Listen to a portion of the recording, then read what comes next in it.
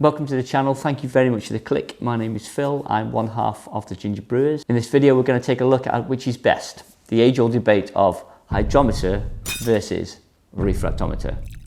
Now, we had a comment from NoBug404 and he said, how accurate do you gents find the refractometer? I've always been told that the hydrometer is more reliable. So, which is more reliable? Well, before fermentation, the refractometer and the hydrometer should be exactly the same. They're both really reliable tools.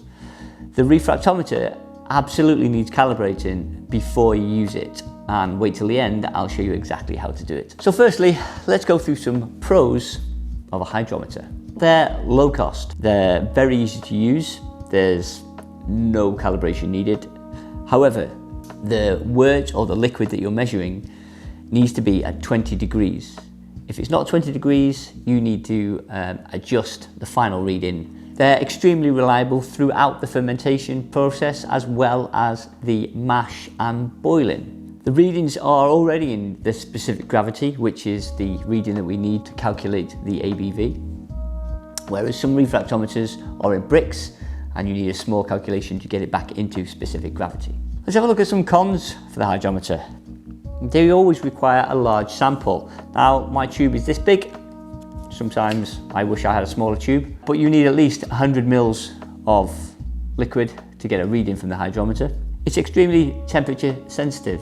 If you're not at 20 degrees, you'll need to use a conversion to get the specific gravity. And obviously it's not ideal for hot liquids. It is glass, it's not tempered, so it might crack at extremely high temperatures. I'll have a taste.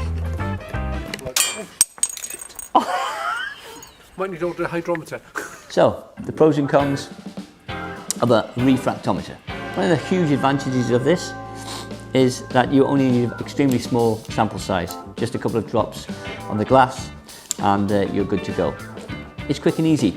Drop the wort on the glass plate, have a little look and you've got the instant reading. It doesn't matter the temperature, you should get an accurate reading whatever the temperature. Portable. Once you've got it inside the case, it's extremely portable with little chance of damage. Now let's have a look at the cons of the refractometer. Number one, you shouldn't use this tool after fermentation. Alcohol messes with the readings, so it's pretty much a useless tool after fermentation. Unlike with the hydrometer, it does require calibration. However, calibration is very easy, and I'll show you that in a little while. They can be expensive.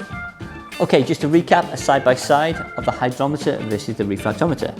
Sample size, just a few drops, at least 100 ml. Speed, this is instant. You've got to wait for your liquid to cool down slightly. Accuracy, before fermentation, they both have a really high accuracy. Post-fermentation, do not use this. And the cost, these are £5 to £20. This is £20 to over £500. So why do we need to know the gravity? Knowing your numbers makes you a better home brewer. If you can make 10 batches of the same beer with the exact same alcohol content, then you're well on your way to being a very good home brewer. To know your ABV, you need to know the OG, the original gravity, and the FG, which is the final gravity.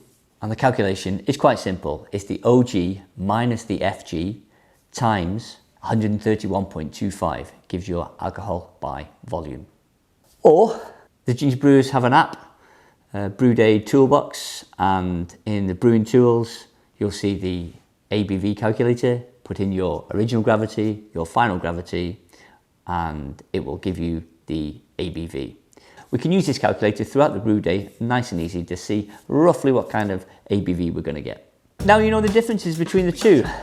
Do we use a hydrometer or do we use a refractometer? During the brewing process, the creation of the wort, we always use a refractometer.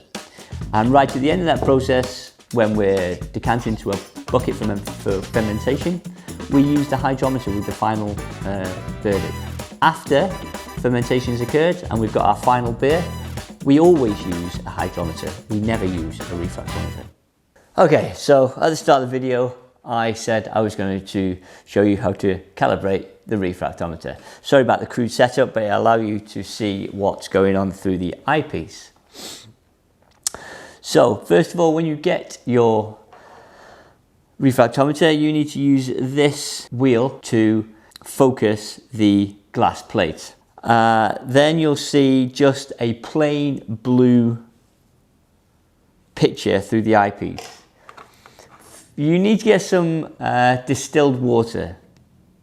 Let me rephrase that. It's advised to get distilled water, but we use tap water. It's fine. You don't need to use anything else. We're just home brewers. The few impurities are not going to make a difference to our readings. Not make too much of a difference to our readings. So first of all, we want to put a few drops of water on the eyepiece. Try and capture. Okay, now as you can see, the view, the split between the white and the blue is what the is being refracted through the glass. This reading should be 1.000. If it's not, you take the small screwdriver. If you lose this, small screwdriver, place it into the pinhole on top, and as you turn it, you'll see the blue line going up and down. Now you need to get this line to state exactly 1.000.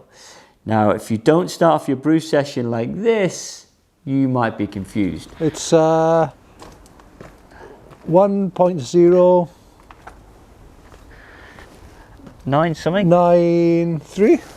We've broken something, we're not sure what we've quite done, but it's up there. Or like this.